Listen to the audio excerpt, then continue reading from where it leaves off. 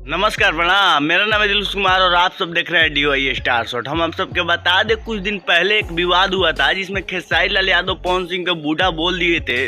तो थोड़ा वो अंकल टाइप के दिखते हैं, इसलिए बूढ़ा बोल दिए थे। और उस इंटरव्यू में बोले थे कि मैं इस इंटरव्यू को मजाक के तौर पर बना रहा हूँ, यानी मस्ती के तौर पर बोल दिया हूँ। इससे आप लोग कंट्रोवर्सी मत कीजिएगा, यानी विवाद मत कीजिएगा। तो पवन सिंह स्टेज पे आकर बोलते हैं कि खेसारी लाल यादव अभी पैदा हुए हैं और सोहर बजाओ। यानी ऐसा क्या कर दिया खेसारी लाल यादव ने कि एक बार मैंने पवन सिंह गुस्सा हो गए।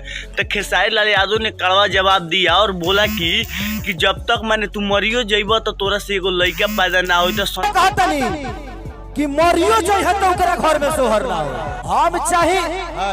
हम चाहे तो हर 9 महीना पर सोहर गवा दी अपना घर में। तोहरा से एगो लड़का पैदा ना होता ना कहियो होई।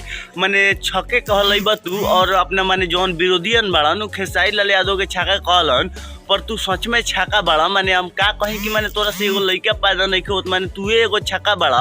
और मैंने भोजपुरी इंडस्ट्री के कहला का हम पावर स्टार मानी और सुपर स्टार मानी। तो सच में माने झमकावला से ना हुई, एगो लड़का पैदा करके देखावा, ओकरा बाद तोरा बुझाई कि हाँ का बा। माने काहे तोरा के 3 गो मेहरारू छोड़ के चल जाली सन और काहे तलाक दे दो। माने 2 दिन 4 दिन माने 2 साल 4 साल के बाद तोरा के तलाक दे दो सन। काहे माने बड़ा तो छक्का खानी रह और काहे ट्रेंडिंग स्टार के फिर में पड़ता रह।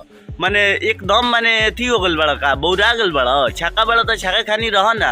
और ट्रेंडिंग स्टार के कोई माने विरोधियन के माने ट्रेंडिंग स्टार के कोई माने तू पावर में यानी ट्रेंडिंग स्टार के कोई लेवल में ना जीव। ठीक माने भी हमारे ट्रेंडिंग स्टार खेसारी लाल यादव जी के फैन है, आप लोग हमारे चैनल को सब्सक्राइब कर दीजिए और बेल आइकन को ऑन पर कर दीजिए कि मैं जब भी कोई वीडियो डालूं तो सबसे पहले आप लोग के पास पहुंचे।